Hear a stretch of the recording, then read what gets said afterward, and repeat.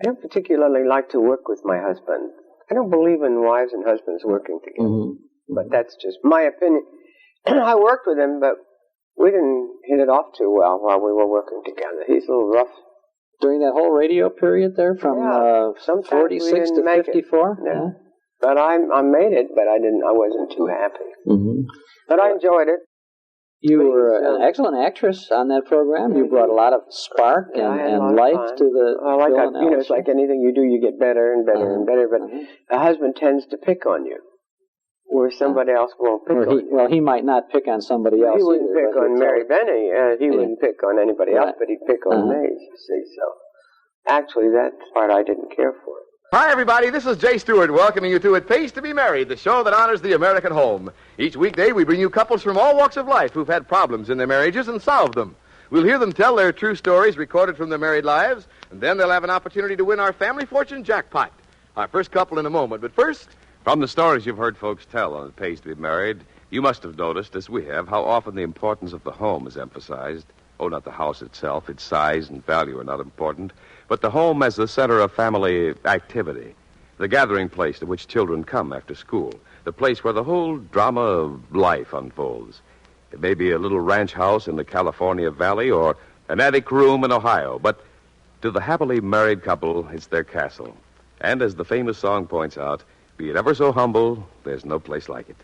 Some of our guests have told of their struggles to set up their homes, getting the money together for the down payment, perhaps even building the house themselves.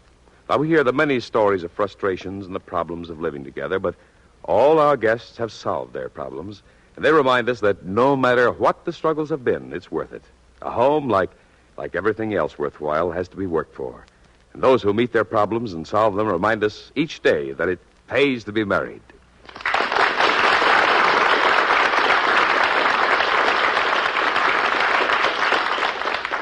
Now meet our first couple on It Pays to Be Married, Mona and Ken Hughes of Fern Creek, Kentucky. Fern Creek, golly, that's a wonderful name. Is it very big?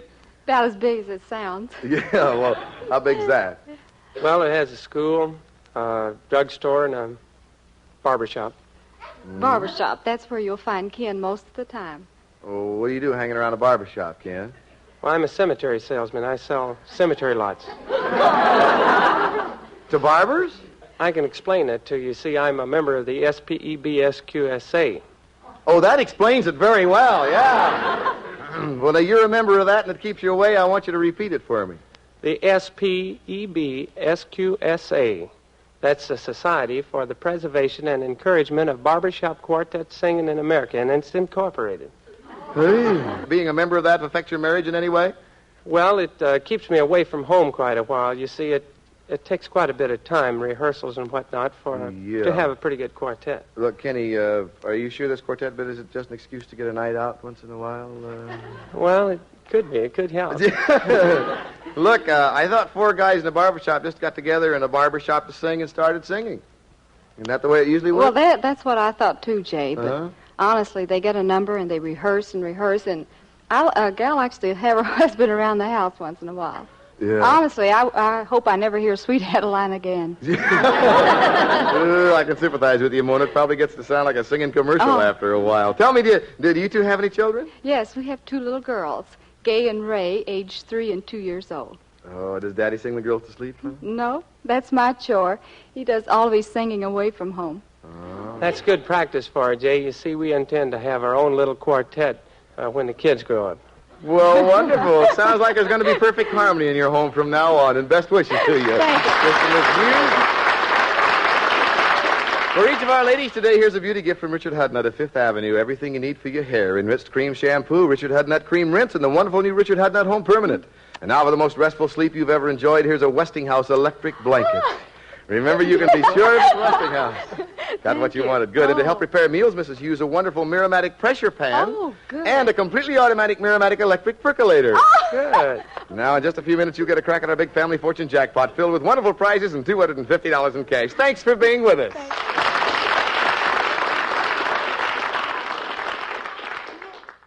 Monday night means music on NBC. It Pays to Be Married was a daytime game show in which married couples told stories of obstacles they overcame to build a healthier relationship.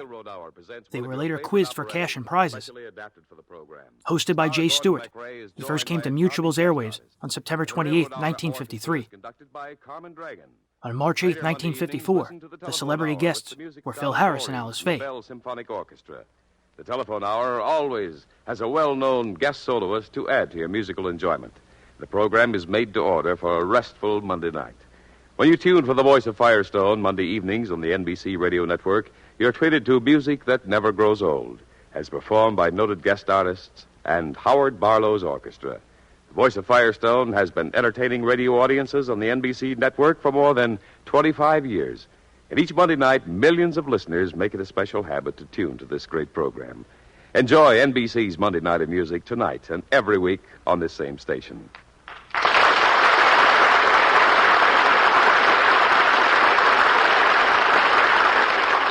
Now we'd like you to meet our next guest on It Pays to Be Married. For this specially recorded interview, we went across the hall here at NBC in Hollywood to the wonderful Phil Harris, Alice Faye show. And there we met Phil Harris and Alice Faye.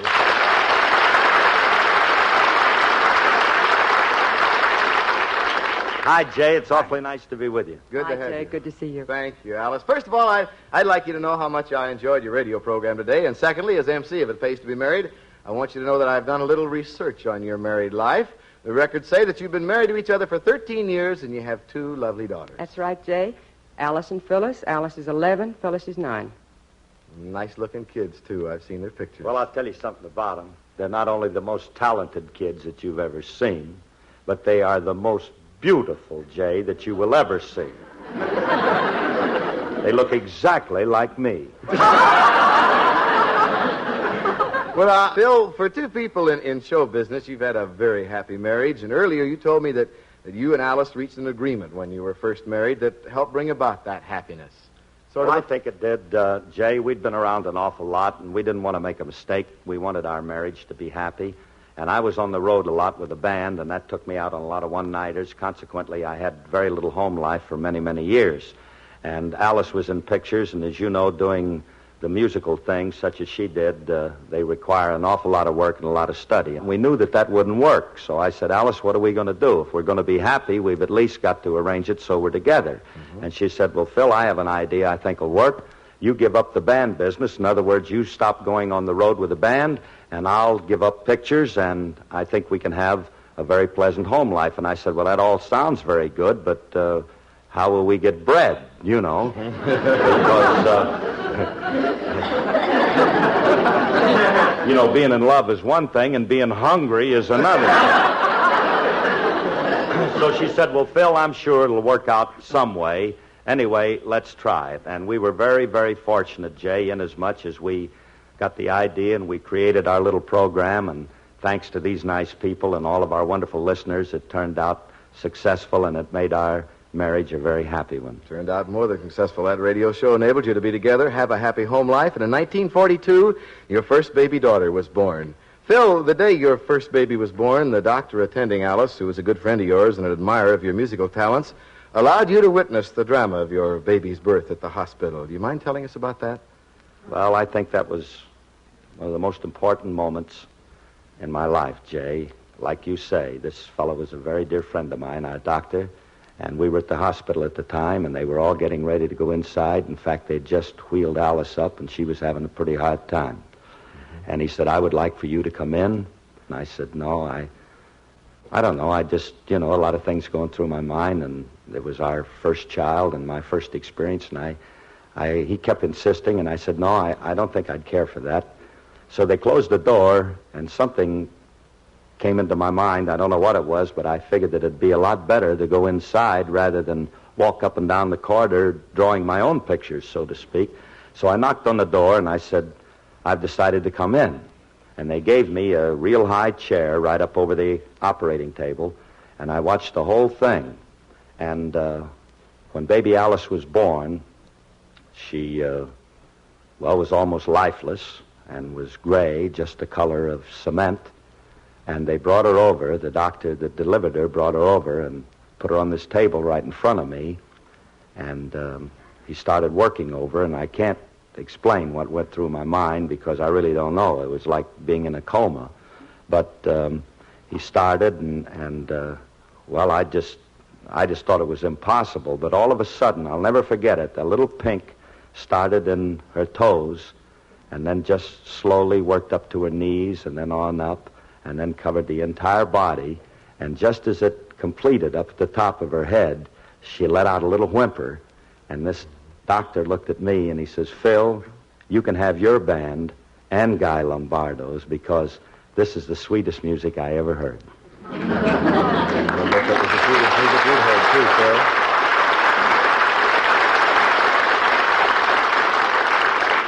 Well, Phil and Alice, you heard sweet music again when your second child, Phyllis, was born in 1944. Mm-hmm. Isn't that right? That's right. And I must say that we got a pretty swell home. We got 2 pretty swell kids, and we're very proud. That I'm sure of. Any comment from Mother now? Well, Jay, I must tell you this, that through the birth of our 2 daughters, Phil was a very, very brave father. As a matter of fact, Jay, it hasn't been too long ago that he said, I wouldn't mind going through it again. Well, Phil Harris and Alice Faye, you are successfully combining home and career, and through your fine radio program, you're bringing wholesome fun and entertainment into the living rooms of America. It's been a great pleasure to have you here on It Pays to Be Married today.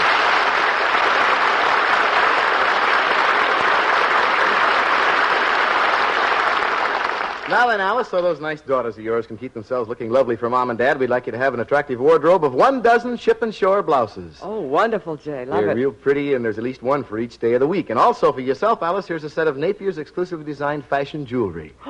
There's earrings, bracelet, and beautiful necklace. It's jewelry by Napier, makers of the best Fifth Avenue fashion jewelry and silverware. Thank you. And friend Phil, I understand that you're a real golf fan and that you and Alice have a home in Palm Springs adjoining the golf course. So to make your work on the front lawn easy and give you many carefree hours on the golf course, here for you is an Excello 18-inch power mower.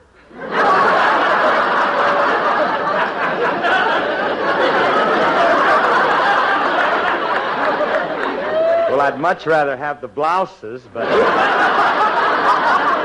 I can't use the mower, Jay, because I'm in the rough most of the time. Well, you find the Excello Power Mower, you get easy running, dependable, trouble-free performance, for Excello mowers are constructed of top-quality materials. Again, our thanks for being with us and many happy, successful years of married life to you both. Thank you, Jay. Thank you.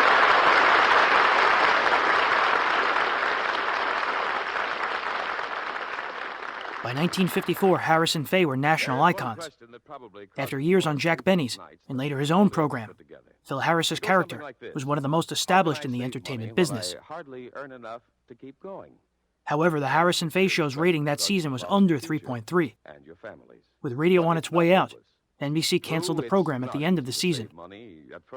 The last episode aired on June 18, 1954. It Pays to Be Married would shift to NBC before being canceled in October of 1955. Just ask your employer to save a few dollars from your paychecks. Every time enough money accumulates, your employer buys your savings bonds for you, automatically. Now, those bonds mature in less than 10 years and pay you $4 for every $3 you put in. The payroll savings plan can mean extra money for your future. Join today. You'll feel more secure tomorrow if you buy United States savings bonds today.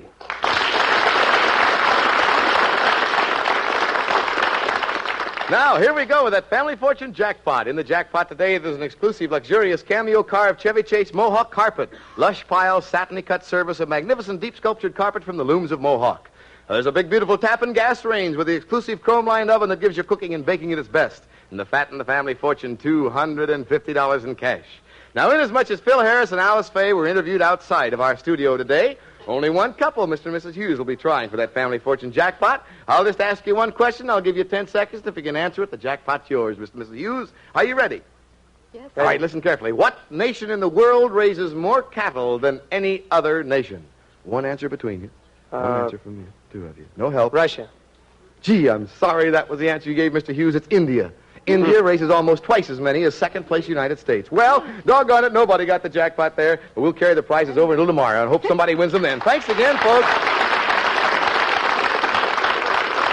Be sure to be with us again tomorrow at the same time for more interesting couples, folks just like you, and the true stories recorded from their married lives. Until then, this is Jay Stewart reminding you that it pays to be married.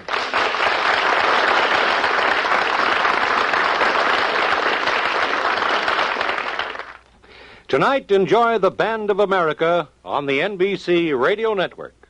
In the beginning, when that show first came on, it was live, and I suspect that you had to do at least one, possibly two broadcasts every week. Was there a West Coast and an East Coast, or did you just do one? That's right, we did. I think the show really came into its own when Rexall came in, because first of all... Well, we were rolling then. Yeah. We really had it. We had tremendous writers, too, and it was all terrific. It was really going. Ray Singer and Dick Chevrolet. Yeah, they were terrific.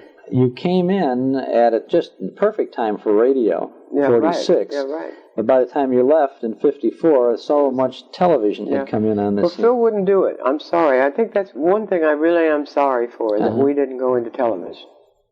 But he didn't want to do it. He couldn't see another family show on TV. He was afraid. It's too bad, because I would say that the Phil Harris, Alice Faye show was not another family show. It was a very special show. It was really fun. And your personalities could have easily translated to television. He couldn't see it. You couldn't tell him that. Maybe he didn't want all the extra work. TV is a hard... I don't know. He did have a hard time, really, didn't he, for a while, doing the Benny show, and then boom, immediately... because in the rehearsals and everything. Yeah. For more information on the Phil Harris and Alice Faye Show, tune into either Breaking Walls episode 108 or 113.